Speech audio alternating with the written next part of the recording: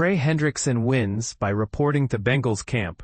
The smart move explained. Trey Hendrickson is making a crucial decision, and it's the only viable option available to him. For many teams in the NFL, a player's absence due to a holdout can create the necessary pressure to negotiate a favorable contract. However, the Cincinnati Bengals are not like most teams. The Bengals have a different approach. They are indifferent to whether a player chooses to stay away from the team. Their focus is on maintaining power and setting a precedent. Since they were not going to yield to defensive end Trey Hendrickson's absence during training camp, Hendrickson has wisely decided to report to camp. Each day he missed would have resulted in a hefty fine of $50,000, which could not be waived, regardless of whether the Bengals might have considered forgiving those fines. This amount would have continued to accumulate, without affecting the team's overall attitude. If Hendrickson had persisted in a holdout into the regular season, he would have faced the loss of game checks amounting to $877,000 each week. The actual financial impact would have been even greater, depending on the best offer the team might have extended for a new contract.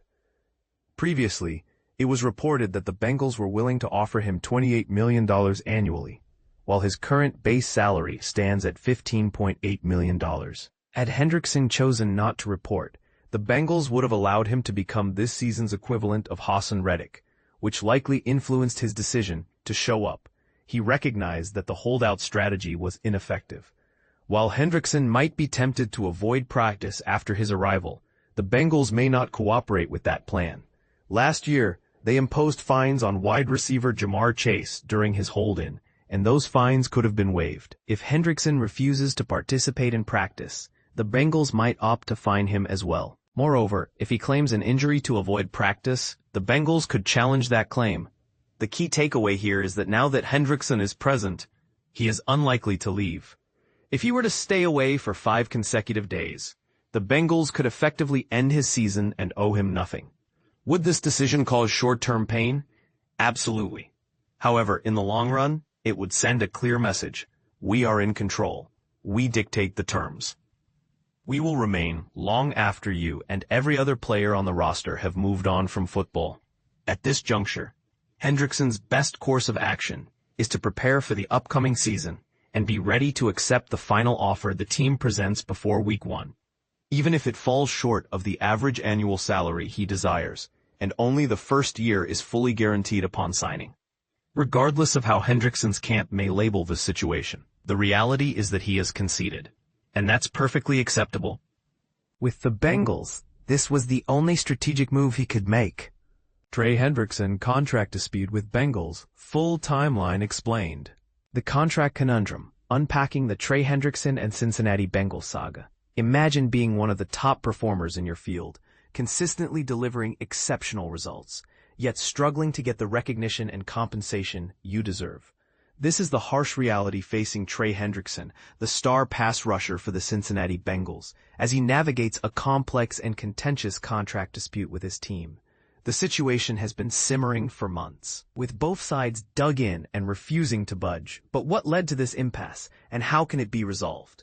To understand the current stalemate, it's essential to examine the timeline of events that have unfolded.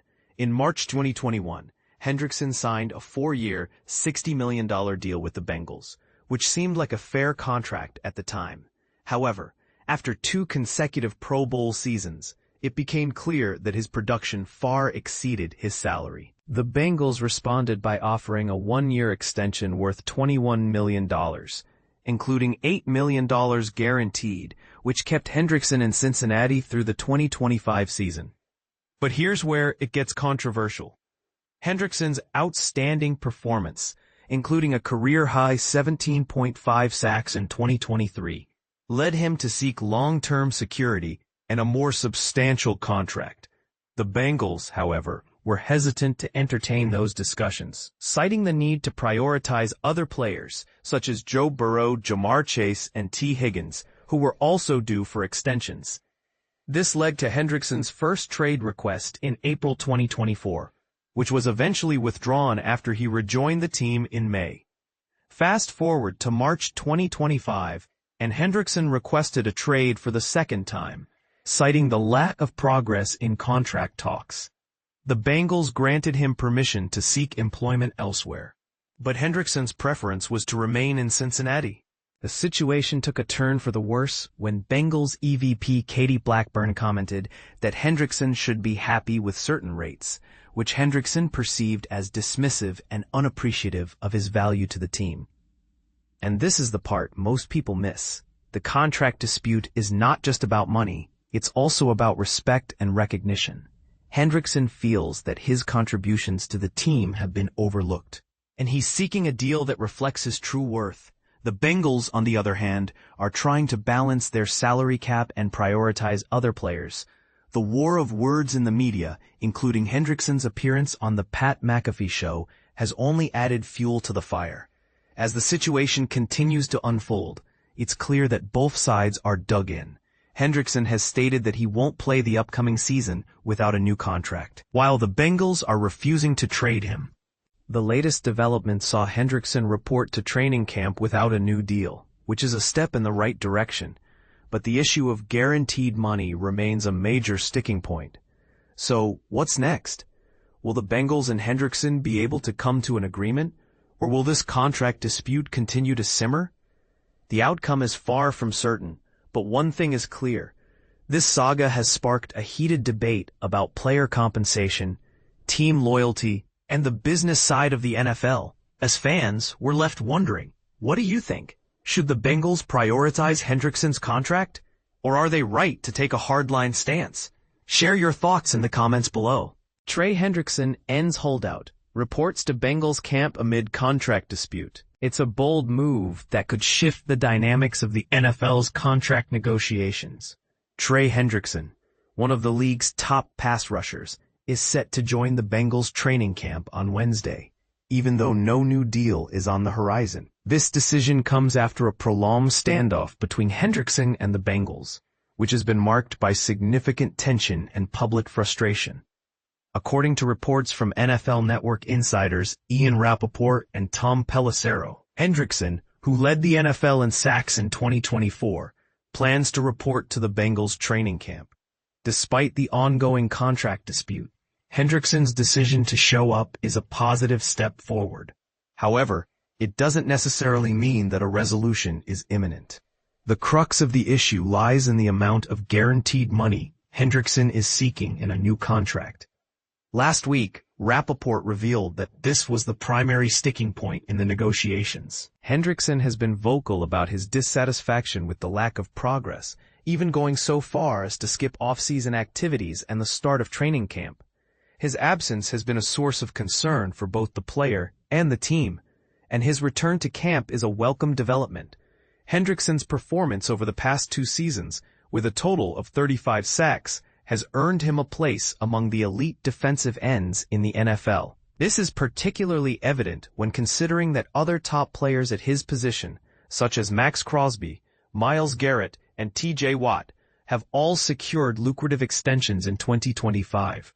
Given these precedents, Hendrickson's demand for a better deal is understandable. Earlier in the offseason, the Bengals allowed Hendrickson's representatives to explore trade options, but this effort did not yield significant results. In a surprising turn of events, Hendrickson himself expressed his desire to remain with the Bengals, stating that there was nowhere I'd rather be than Cincinnati. By reporting to camp on Wednesday, Hendrickson is backing up his words with action and preventing the team from fining him for further absences. But here's where it gets controversial. While Hendrickson's return to camp is a positive sign, it also raises questions about the leverage he still holds in negotiations.